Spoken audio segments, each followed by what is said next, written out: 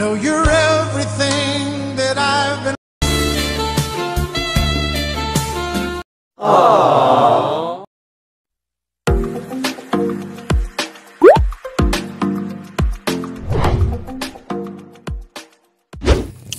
Update natin si Roslyn at Bibi Kent. Sana nandito yung kaniyang asawa na si Kevin.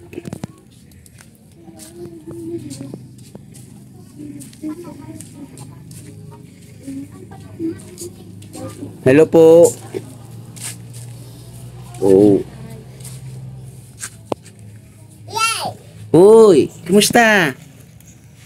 Kumusta ikaw? Ha? Naglalaro ikaw? Naglalaro siya, oh. Oh. Baka pag natumbayan, mauntog naman yung ulo. Ikaw, hindi. Tuwan-tuwa siya, oh. Galit yan si mama eh. Saan si lola nyo? Lumabas po. Pero nandito lang. Lumabas lang. Diyan, may pinuntahan po siya.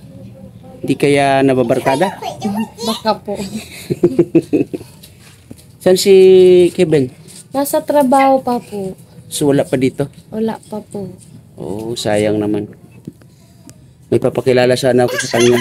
Yan, tuwan-tuwa na siya, oh. Aba, pinipilit niya talaga yung sarili niya, no? Okay ka lang? Okay lang ikaw? Hindi ikaw na-bless. Bless ikaw. Hello. Bless ikaw na.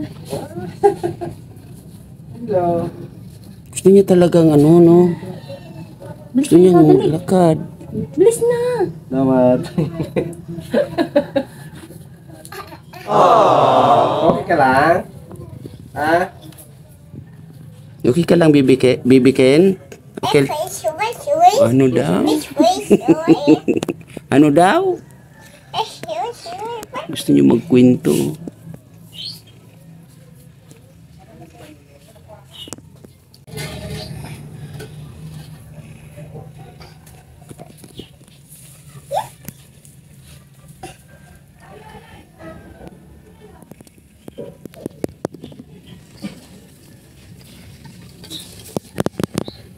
Okay lang ikaw? Saan si daddy? Saan daddy mo? Saan? Nasa work? Nasa work daddy mo? Ha? Si daddy mo Kevin?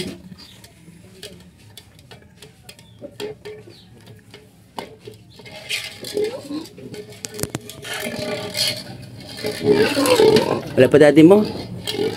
Ha? Oh, ayan na pala. Oh. Ayun na daddy, dali. Ayun daddy, oh. Ayun, oh, ayun, ayun. Ayun sa likod mo, oh. Ayun. Yun. Oh, di ba?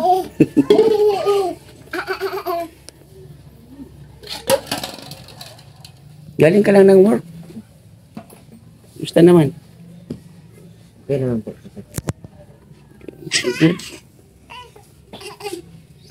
So, yun nga, no?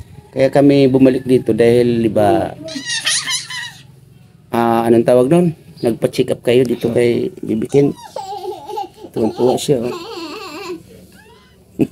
Kita niyo yung daddy niya, oh. No. So, kumusta naman yung lakad niyo, Ate Rosalyn? Okay naman po, tay. Ano, sabi po ng doktor, mag-scout muna daw po kami. Scout? Magtanong-tanong muna daw po kami. Kumbaga ibig sabihin, maghanap ng Murang ano. Kaya MRI. Kasi pag dun daw sa Naga, mahal daw dun. So, para sa inyo, may napagtanong-tanongan na ba kayo na sa bagay, kahapon pa lang naman, ano? Wala po. So, ganun siguro ang pinakamagandang ano ninyo para makamura ng konti doon sa, sa MRI. Maghanap ng, siguro, pag tanong-tanong kayo dito, kasi may mga ano naman dito, meron akong alam na isa sa scout ko din na naoperahan. Pero doon din yata sa, ano yun eh, sa Naga rin yata yun, ano? So, galing ka lang ng trabaho. Anong oras ang pasok mo kanina? Alas 7 po. Alas 7 ng umaga. Tapos ngayon lang ang uwi mo. Oo. May uti pa po kami. May uti pa. Anong oras naman ang out ng uti nyo? Alas 9. So babalik ka pa nito maya-maya. Oo. Kakain muna. Kain muna. Yun. So ang kahapon, kumusta naman yung naging resulta ng niya? Niresitahan po siya ng doktor. Niresitahan? Yung sa niya po, yung sa mild stroke niya po, aspirin, tapos yung sa ubo niya po. So, yun lang yung ninyo, naging resulta doon sa lakad ninyo, sa biyahe ninyo nung pagpapa-check up dito, nabigyan kayo ng gamot. Okay naman, nabili nyo naman yung gamot. Very good. So yun nga, ang namin dito is yung update lang sa inyo, no, para makumusta yung lakad ninyo. So naging okay naman. Maliban doon sa MRI at doon sa gamot na binigay ka mo dito, ano pa yung naging suggestion ng doktor? Ano po, may request din po yung sa niya, yung sa creatinine po ata yun. Para kapag po kasi kapag MRI po siya, yun po yun po yung unang gagawin. Kukulan po siya ng dugo. Tapos doon kasi makikita kung okay yung daw niya. Kidney ata yun. Kasi hindi siya ma-MRI pag hindi okay yung kidney niya. So ibig sabihin, dadaan muna siya sa parang laboratory. Opo. Para masigurado na kakayanin niya siguro yung ano ba yun? Ano ba yung Gamot, hindi, yung tigat-tulog ba? yung Anesthesia. anesthesia. Oh. So may mga process pa pala, no, na pagdadaanan. So palagay nyo si Baby Ken, magmula nung na-scout kayo namin, ano yung pagkakaiba sa kanyang mga galawan ngayon, sa kanyang, saan napapansin nyo sa kanya? Ano po, masigla po siya ngayon. Oo, ganon.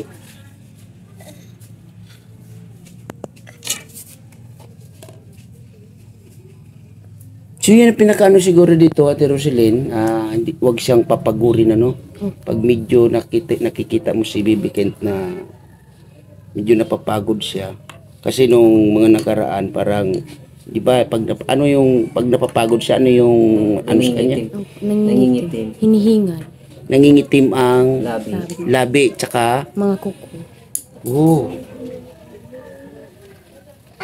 So, yun, pag napapagod siya, Yun po. Hinihingal po siya pag nasusobran sa pagod. Tapos parang umiiyak siya pag napapagod siya. Siguro hindi siya masyadong nakakahinga pag napapagod. oo, kasi heart nga or puso. Pero doon sa maliban doon sa sinabi sa inyo ng doktor, doon sa ng puso niya, wala naman silang nabanggit. Sa pa yun? Yung po, nabanggit ko po kasi na nilagnat po siya saka inubot siya kasi nipon. Sabi po, kapag di po naging okay niya yung grabe pa daw po yung ubo niya, bumalik daw po kami sa kanila. Hindi daw po kayo magdalawang isip. Bumalik daw po kami. Oh, very good. So, yun ang pinakamaganda. Kung ano yung suggestion ng doktor, ay dapat ninyo na yun yung masunod. So, ganun lang naman. Update lang naman itong aming pinunta dito para malaman din namin kung ano yung naging resulta. So, ang suggestion sa inyo, maghanap kayo ng, kumbaga, kayo ng mga iba't ibang sangay ng para MRI, kung saan yung makakamura kayo. Makaka-discount daw po, sabi ng doktor. Maghanap muna kayo, scout muna kayo para kung saan yung makaka-discount kayo, dun kayo. Kasi marami naman daw, sa Naga kasi daw, marami daw hospital doon. sabi sa amin, saan ba kayo, ni-request saan ang ospital? Sabi niya, sa Naga daw. Saan ba sa Naga? Hindi namin alam kung saan doon. Kasi marami pala doon, ospital. Oh. So marami palang ospital sa Naga. So, para sa'yo, ano yung plano mo na naisip sa ngayon na gano'n yung suggestion ng doktor? Para sa akin, ituloy namin yung sabi ng doktor kasi para naman sa kanya yan eh.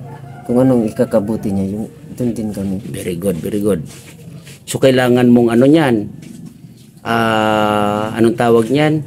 Kumbaga, paglalanan mo ng araw para hindi naman maging abala or sagabal dun sa iyong trabaho, no?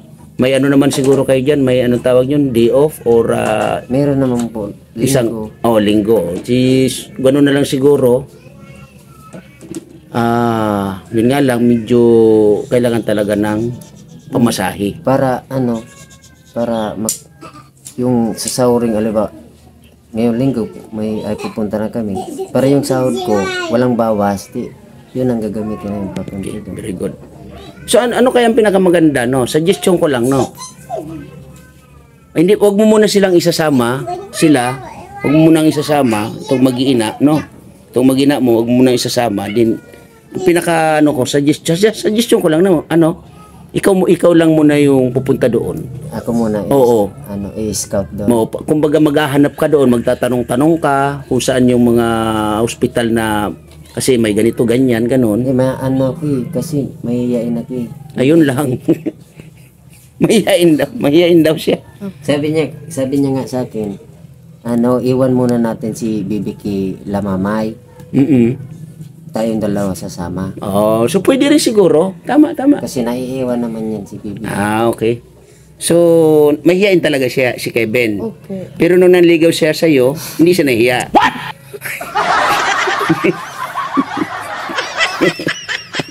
Tama ako, mali. Hindi siya nahiya. Tama. Nung naligaw siya sa'yo, ano sabi niya sa'yo? Yung unang-una sabi niya sa'yo, ano sabi?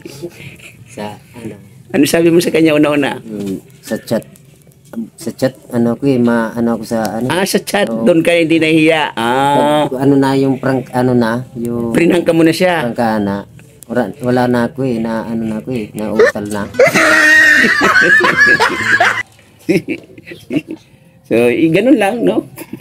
So, yung mga kalingap, mga kababayan, yung mga last natin na upload dito sa mag-asawang ito ay laging iyak ang sumasalubong sa atin. Ngayon, tayo? Enjoy lang muna kasi si Baby Kent ay masaya. Ayan, naglalaro. Madilim.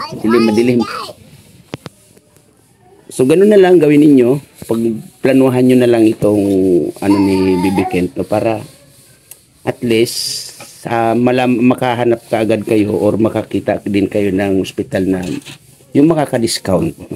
Sa mga naman, pagkakalam ko naman, sa mga ospital naman ng mga government, may mga naman dyan na pwedeng makahingi ng tulong sa kanila, lalo na maikukwento ninyo na ganito yung sitwasyon ninyo.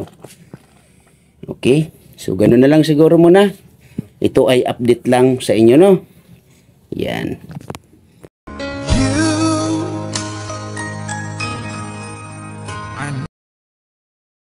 Thing that I've been looking.